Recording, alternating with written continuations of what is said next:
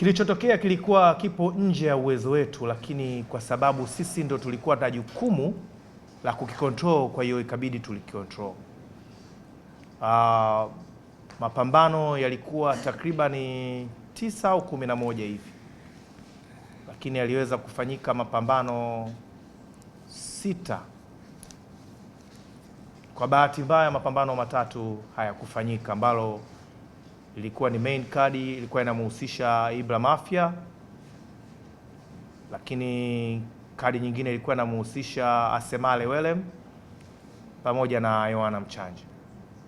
Opponent wao walipata tatizo ambalo kiafya na kibinadamu tulishindwa kuwaruhusu sisi kama commission waendelee na mchezo, kwa sababu tuliamua kumshirikisha Dr. Hadija kuangalia hali zao. Je, wangeweza kuendelea na pambano?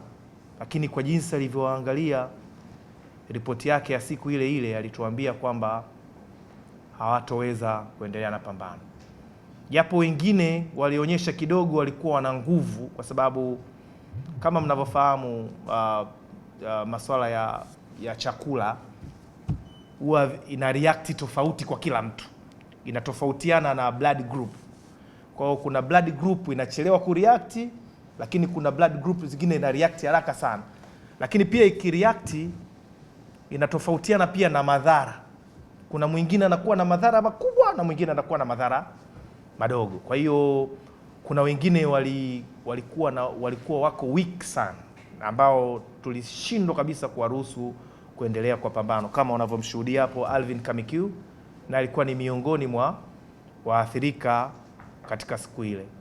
Lakini nisingependa kuingia sana kwenye swala la udaktari, kwa sababu tuko na daktari hapa ambaye iliundwa kamati ya uchunguzi tangu siku ile, siku ya Ijumaa, Jumamosi, Jumapili, siku zote sisi hatukulala hizo mpaka leo hii Jumatatu.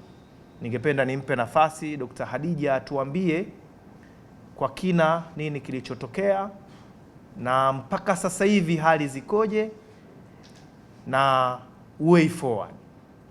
Kwanza tunaomba radhi mtaharuki, lakini ni kitu kilikuwa cha kawaida. Kuna madhara ya mabondia ambao walikuwa 7, ambao 3 walikuwa makocha, 3 mabondia na mlinzi mmoja ambaye alikuwa anahudumia sehemu ambayo ilikuwa mabondia.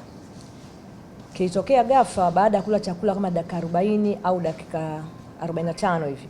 Mabondia walianza kulalamika tumbo linawauma, walianza kusikia kizunguzungu, na wengine walifikia sehemu wakaanza kupata diarrhea. Lakini ni kitu ambacho ni cha kawaida baada ya kula kile chakula. Unajua wenzetu wametoka nje, hali ya hewa ya huku wengi ilikuwa inawadhuru chakula walichokuwa natumia maybe. Kwa hiyo tunasema ni kitu ambacho kinaitwa ni food poison. Food poison si kwa maana ya kuwa walipewa sumu kwenye chakula, hapana. Food poison inaweza kuwa ni bacteria infection au wenye personal hygiene. Inawezekana walikula wakati mikono yao hawajanawa au vipi. Maanake kila diarrhea si kama mtu anakuwa anayarisha, si ni tatizo, inakuwa ni food poison, msichukulia kama ni chakula ambacho kimetiwa sumu. Kwa hiyo wengi walianza kujisikia vibaya, walishindwa kuingia kwenye ring, wakaanza kutapika. Kwa maana hiyo mtu anayetapika au anayeharisha ndani ya masaa 24 zaidi ya mara 3 lazima atapungukiwa na maji. Kwa hiyo kwa wale waliharisha zaidi ya mara 3, kwa hiyo wanavyoharisha wanapungukiwa na maji, wanakosa nguvu. Kuna wengine wanafikia wakati hata kuona wakasikia kizunguzungu wanakuwa hawawezi. Kwa hiyo kwa hali waliokuwa nao, kwa hali ya mabondia wetu, tuliamua kuwapeleka hospitali na kueleza commission kuwa hawataweza kuendelea na mchezo, kuwapeleka hospitali. Tulipeleka hospitali, kufika hospitali walipatiwa matibabu wote kwa kuongezewa maji, kwa sababu wengi walipungukiwa na maji. Kiingereza wanasema dehydration. Walikiwa drip, baada ya muda mfupi walikuwa wako salama. Kwa hiyo kutokana na hali zao tulishindwa kuwarudisha ulingoni waendelee na mchezo, na siku zote hatuwezi kuweka public hali ya mgonjwa, kwa sababu ni siri ya daktari na siri ya mgonjwa mwenyewe. Kwa hiyo hivyo basi kwa sasa hivi wako vizuri, wako tayari kuendelea na pambano, na ni tatizo la muda mchache. Wenzetu mnawafahamu walikuwa ni wageni. Kwa hiyo zaidi ya hapo hakuna kingine kilichojiri. Kama mmeona Kamikiu yuko vizuri, na wengine wote baada kama masaa mawili matatu walikuwa wako sawa, na sasa hivi tuko nao wote, hali zao ziko nzuri.